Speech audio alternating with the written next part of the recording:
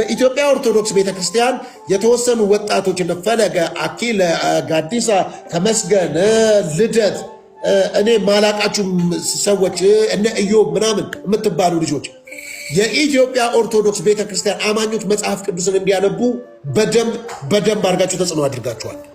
መጽሐፍ ቅዱስ እንዲነበብ ኦርቶዶክሳውያን መጽሐፍ ቅዱስን በደንብ እንዲያነቡ ቀድሞ አያነቡም ማለት አይደለም ያማ። አሁን ግን ወጣቱ መጽሐፍ ቅዱስን እንዲያነብ ከዛ ደግሞ የወደደውን እንዲመርጥ አሳይታችኋል፣ መንገድ ሆናችኋል።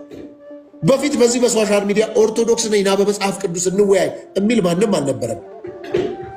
እናንተ መጣችሁ ይህንን ፈጥራችኋል፣ ይህን ትውልድ ፈጥራችኋል። ይሄ በጣም ሊያስደንቃችሁ ሊያስመሰግናችሁ የሚገባ ጉዳይ ነው። በዚህ በጣም ቴንኪዩ። አትሊስት በመጽሐፍ ቅዱስ የምወያየው ሰው አለኝ ኦርቶዶክሳዊ፣ የራሴንም ማንነት በአግባቡ እንዳጠና እንዳነባ ያደርገኛል።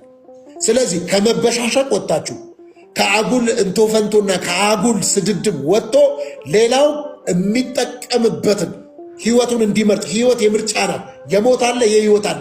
ሰው እንዲመርጥ ማድረግ ነው። ቁጭ ብሎ መነጋገር በጣም ትልቅ ነገር ነው። ስለዚህ ኦርቶዶክሳውያን እንደ ቀላል እንዳታዩቸው። እነዚህ ልጆች ለእናንተ እንቁዎች ናቸው፣ የሚጠቅሟችሁ ናቸው፣ ያግዟቸዋል።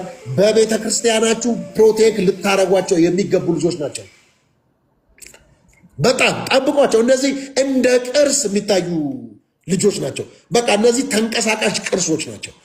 እነዚህ ልጆች በቲክቶክ የመጡ በየትኛውም ጉዳይ መጥተው በሙላት ኢየሱስ በኢትዮጵያ ኦርቶዶክስ ቤተክርስቲያን ማን ነው ምንድን ነው የሚለው መጥተው ይነጋገራሉ። የሚናገሩት ነገር ልክ ይሁን ልክ አይሁን ጳውሎስ ከእውቀት ከፍዬ አውቃለሁ ነው የሚለው። የልጅነትን ልጅ ነበርኩ አለ። አሁን ደግሞ የልጅነትን ጸባይ ሽሬአለሁ አለ።